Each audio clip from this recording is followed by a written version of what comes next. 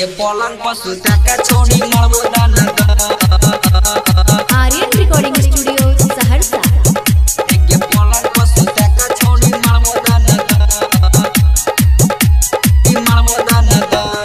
सुने हेगे पतर की छोरे न शरम छोरे न शरम सुने हेगे पतर की छोरे न शरम चढ़ली जवानी तोहर होई जाय छौ गरम चूल्ही तोहर रोजे ताबा छौ गरम हेगे पलंग पर सुता के छोड़ी लेबो दाना दन हेगे पलंग पर सुता के छोड़ी मारबो दाना दन हेगे पलंग पर सुता के छोड़ी मारबो दाना दन सिंगिंग बाय सूरज सावरिया हेगे पलंग पर सुता के छोड़ी लेबो दाना दन मारबो दाना दन चढ़ल जवानी तोहर मारे छलूती हेग देबो पानी छोड़ी आग जाय तो बूती हेग देबो पानी छोड़ी आग जाय तो हेगे चढ़ल जवानी तोहर मारे छलूती हेग देबो पानी छोड़ी आग जाय तो बूती सुन हेगे पतर की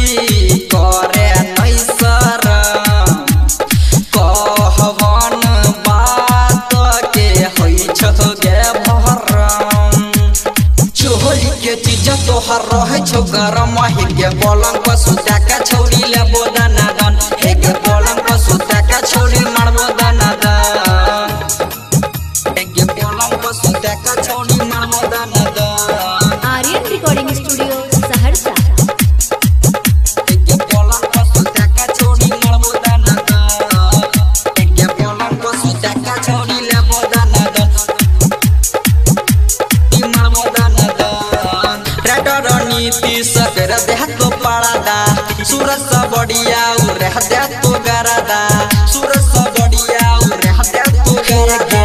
रेडर नीति सकर देह तो पड़ादा देवाया दबा रह दे तो गरादा हो बिहिया बिजइया से करे नै शरम झार देहबो गरमी तोहरोगे हम सरबन जीतन के करा दे दर्शन हेगे पलंग पर सुता के छोड़ी लेबो दाना